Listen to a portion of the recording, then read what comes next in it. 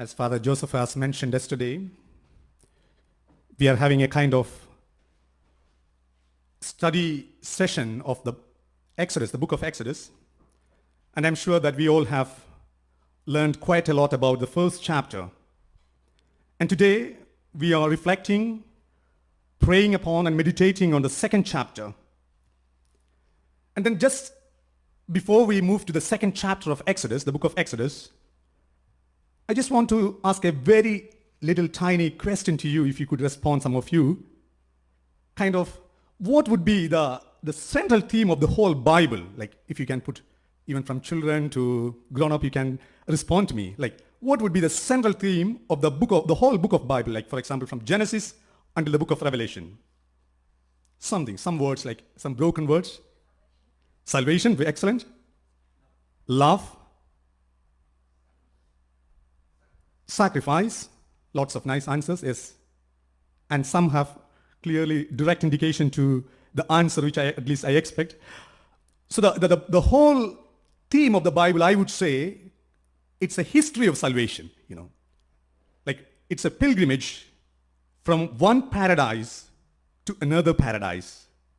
And we know, in the book of Genesis, in the first few chapters, man is created by God, and they are placed in the paradise. And then because of our sins, they were thrown out from the paradise. And then once the book of Revelation ends, the last book of the Bible ends, what are we reflecting upon? We are reflecting upon another paradise where we would finally land up after our death. It's a kind of pausing before us what would be the paradise where we will be. So the whole summary of the Bible, the central theme of the whole Bible would be the salvation history from one paradise to another paradise. Very good. Now, as I have already mentioned, after the creation, man, or Adam, has fallen down because of his sin, along with his wife. And then when we see this falling nature, the human nature falling into sin, is again well depicted in the book of Exodus. And because of their sins, we see at the end of the first chapter of Exodus, we see the people of Israel are under slavery. I'm sure Father Joseph might have explained yesterday, once we finish the first chapter, we have the idea that the people of Israel are under slavery of the Egyptians, the Pharaoh. And then today we reflect upon the second chapter. And what is the second chapter speak all about? God wants to liberate these people of Israel from the bondage of slavery of Egyptians, the Pharaoh. And God brings a kind of liberator for them in the person of the prophet Moses. And I would ask you to read, some of you, the first few lines for me loudly. If you have Bible with you, you may please read one or two verses for me. Could anyone read the first two verses of the second chapter of Exodus loudly? Now a man from the house of Levi went and married a Levite woman. The woman conceived and bore a son. And when she saw that he was a fine baby, she hid him 3 months. Excellent. The first two verses. You see, now a man from the house of Levi went and married a Levite woman. And we don't have any idea who this man and who this woman is. Perhaps in the later books we can clearly understand this. Amram and Jochebed, the parents of Moses.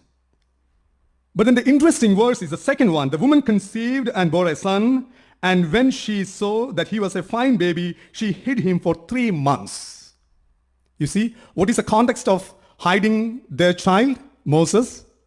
Because there was a command from the Pharaoh that every boy child should be thrown out to the river Nile.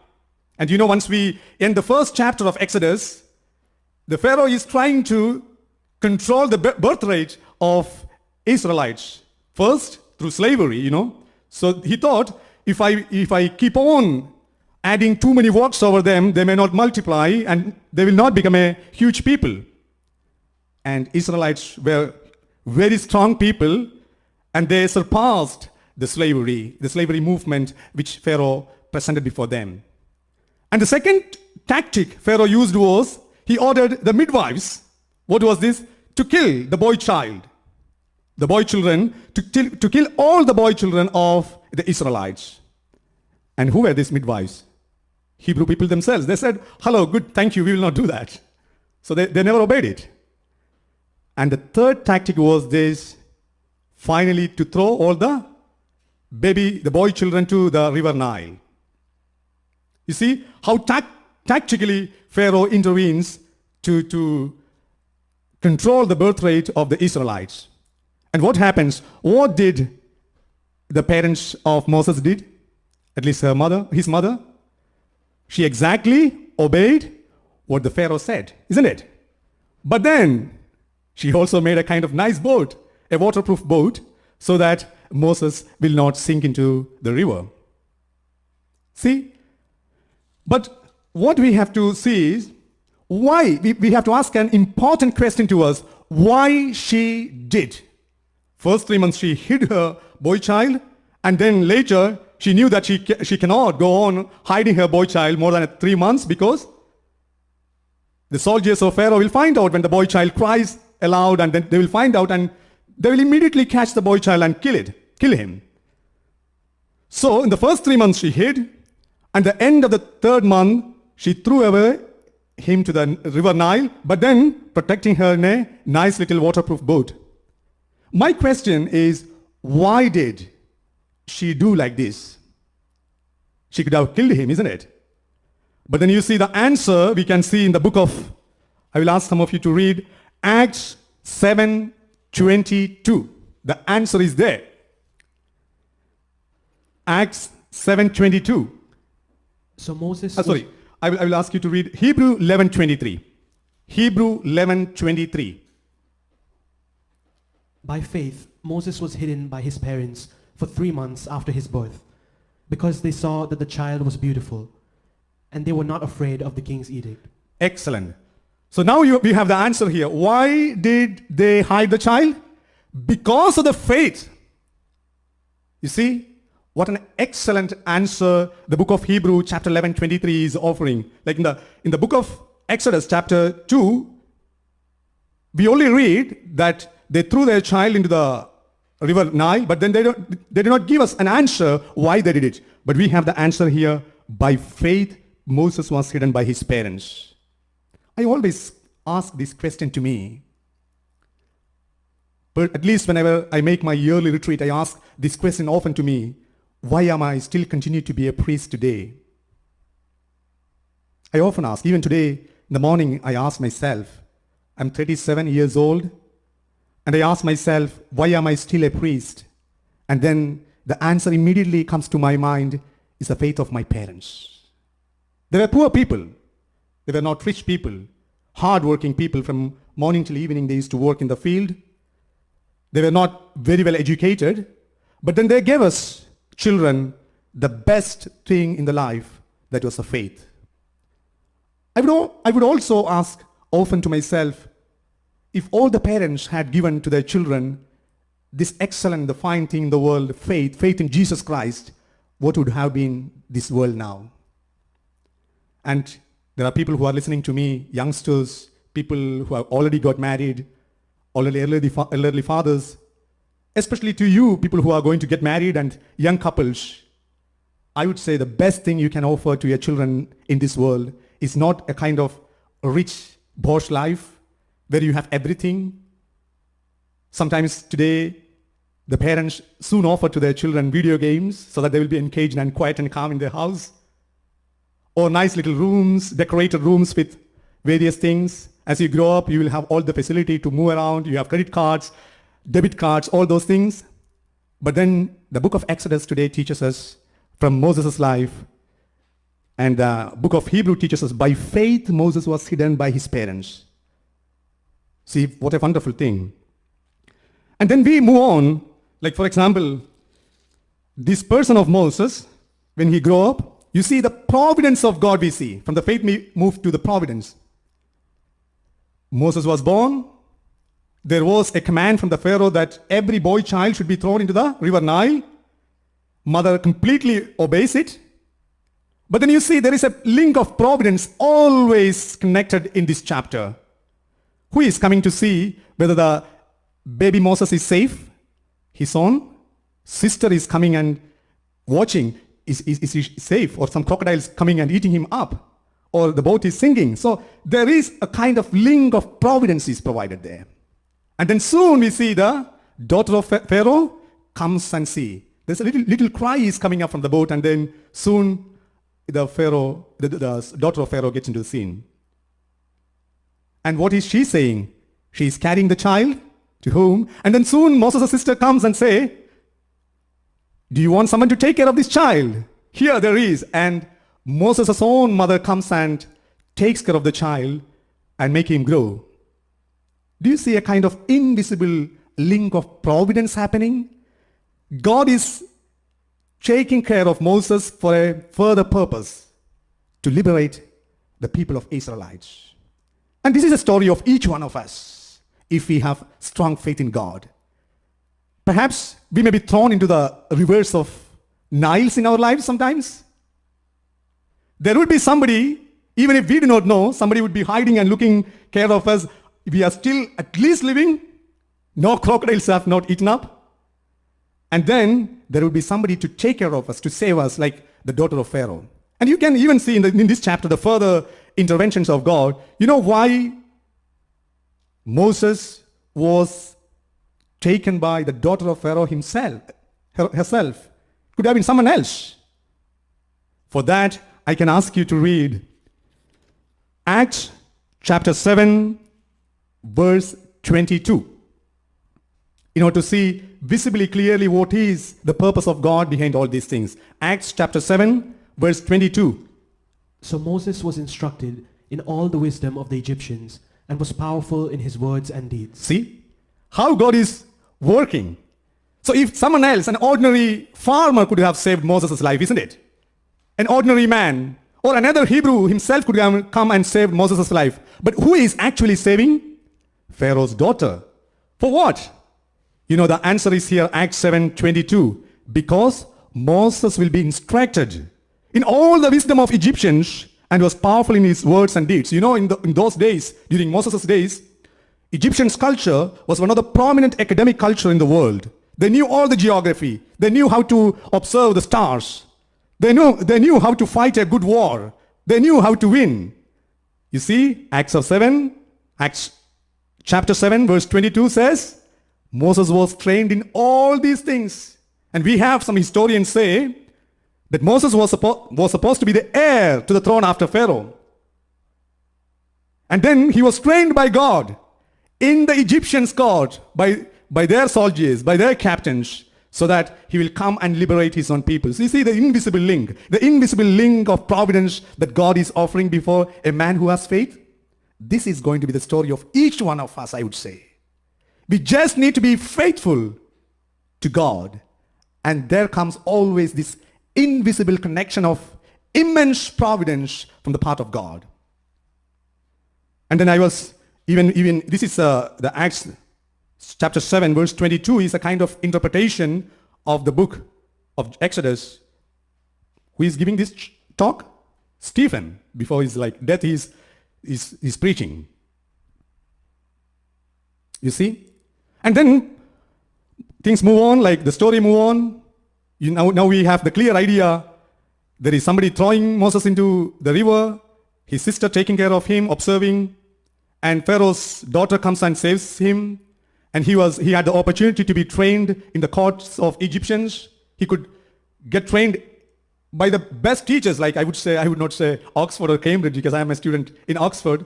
So the then best universities, Moses was trained. For what?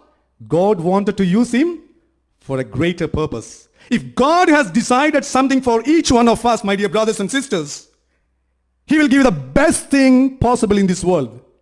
I mentioned the faith by his own parents. Imagine if he had not received that faith in the living God of the Israelites, he would not have come and delivered his people. He could have enjoyed the royal courts of Egyptians. For example, I can give you a kind of sound meaning for that sentence in Hebrew 11:24. Just read that. Hebrew chapter 11, verse 24. By faith, Moses, when he was grown up, refused to be called a son of Pharaoh's daughter, choosing rather to share ill treatment with the people of God than to enjoy the fleeting pleasures of sin. So he had the possibilities of a brighter life in the courts of Egyptians. But then what made him to come back to his people was the faith given by his parents. So a few minutes ago, I mentioned to you, I often ask myself, why am I a priest today? I was given the best training ever possible by the Society of Jesus. I had the opportunity to study the famous Gregorian University for 5 years, doing my BTH and MTH. I had the opportunity to do my master's in Oxford, where I continue to do my doctorate. Perhaps some of your story may be much better than my story. But then all the time, somebody is saying within me, Gigi, you are an ordained priest of Christ. Perhaps some of you youngsters here, you may have an excellent opportunity outside rather than singing here or serving here. You could have made more money, like engaging in excellent works, perhaps all of you. But then someone within yourself is calling you back because of the faith your parents have given. Let us thank for that. The faith we receive generously, graciously, by grace. Let's also pause for a moment in silence and pray for our parents. If they had not given us faith in the living God, where would we have been today? And moving on to Moses' story, the whole thing changed from verse 11 onwards. Perhaps to get a taste of that incident, we can read Exodus chapter 2, verse 11 or 12. Verse 11 and 12 you can read, yeah. One day, after Moses had grown up, he went out to his people and saw their forced labor. He saw an Egyptian beating a Hebrew, one of his kinsfolk. He looked this way and that, and seeing no one, he killed the Egyptian and hid him in the sand. See, the whole story of Moses changed from verse number 11 onwards. And Moses, after all, kind of heir to the throne of Pharaoh, he comes, as we have already read in the letter of Hebrews, he comes back to his people. And you see, he saw an Egyptian beating a Hebrew, one of his kinsfolk. So he knew actually his origin. And in order to show what was the link behind it, imagine if at all Moses' mother was not given a chance to serve him, how could Moses have known that he was an Israelite? You see, until Moses was grown up, who was taking care of Moses? His own mother. And every time feeding her child, she would be always saying, Moses, you are an Israelite. You see how the story works. And that is why, even though Moses was living in the luxurious courts of the Pharaoh,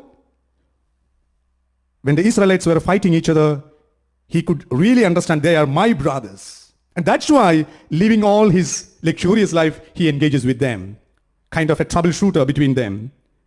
He looked this way and that way, and seeing no one killed the Egyptian and hid him in the sand. You see, and Moses, although he was from the palace, he wants to make sure that what he is going to do something morally bad. That's why when we do something morally bad, what are we doing? Like perhaps you can see, if you are the one who controls the video camera in this house, you can just go behind the camera here. You will have the video shots from every corner of this building, isn't it? And in case, you see, if we are going to do something bad, what will we immediately do? Look this way and that way, and we make sure that nobody is seeing, and then we do what is supposed to be done wrongly. And Moses does actually here. And then what does Moses say? Moses looked this way, that way, and then he kills. And then all the more Moses was sure what he did was wrong. There is another clear clue here. What did he do? He hid the man in the sand. But then,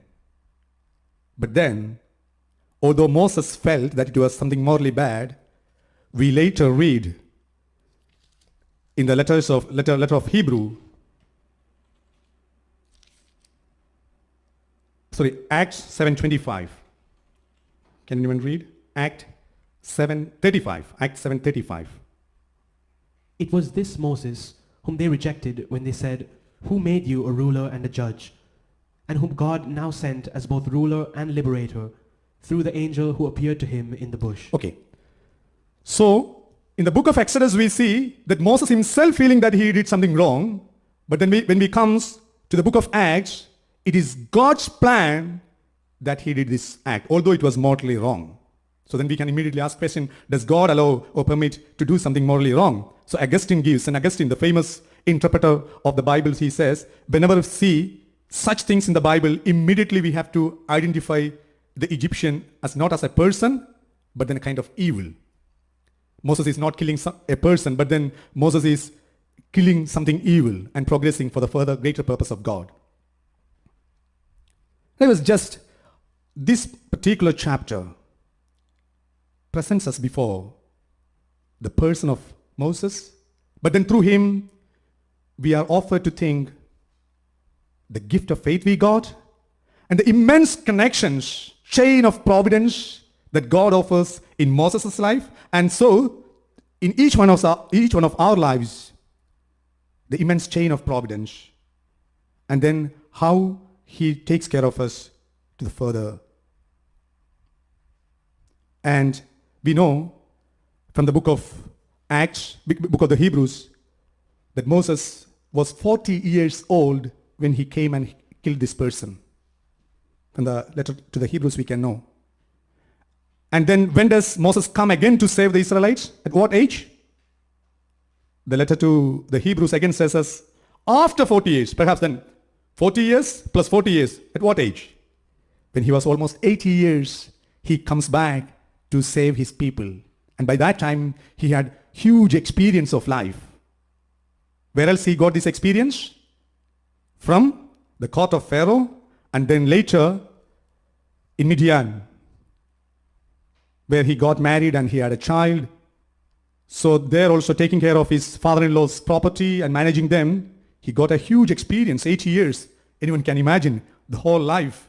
And then he comes and liberates the people. And by the time when the second chapter of Exodus finished, can anyone read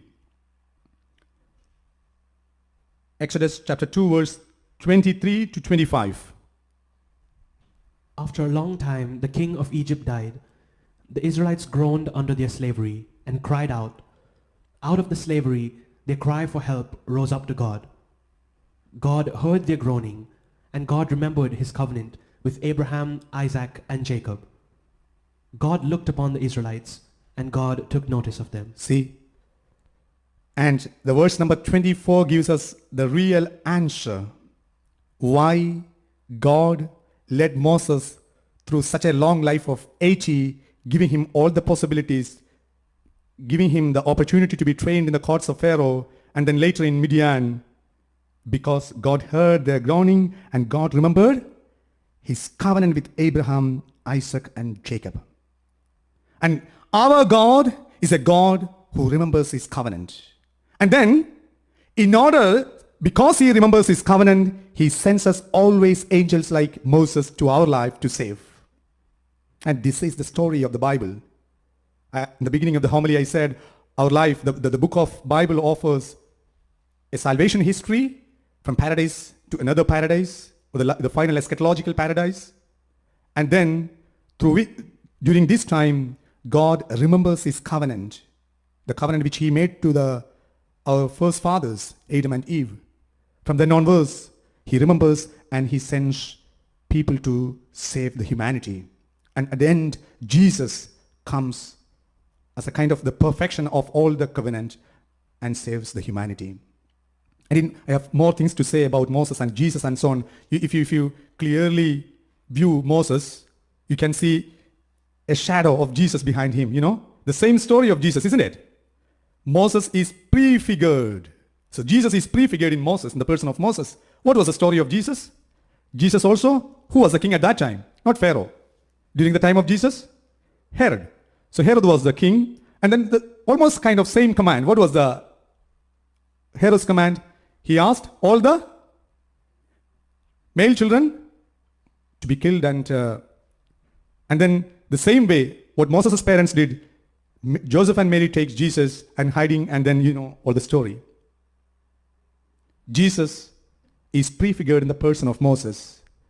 Jesus wants to save the humanity ultimately from the slavery of sins. That story is clearly prefigured in the person of Moses. And Moses, although he saves the Israelites, he was going to say us that there is someone coming after me who will be eternally saving the humanity from the bondage of sin and from the bondage of devil. So when we read the Bible, as it is a Bible kind of Bible study class, whenever we do not understand certain verses or certain phrases, immediately there is a clue or a key to answer it. What is that answer? Jesus. If you do not understand any words, complex words, you just bring Jesus into that word and check whether things fit very well. And soon we will understand the whole thing very clearly. This is not my answer. This is St. Augustine said. Whenever you read some complex thing, or whenever you have some verses which perhaps may be scandalizing for your faith, immediately bring Jesus there. For example, you can imagine here Moses killing an Egyptian. Is it right, someone killing someone? And Moses himself showed that it's not good to kill someone. That's why he looked this side and that side and killed him and hid him under the sand.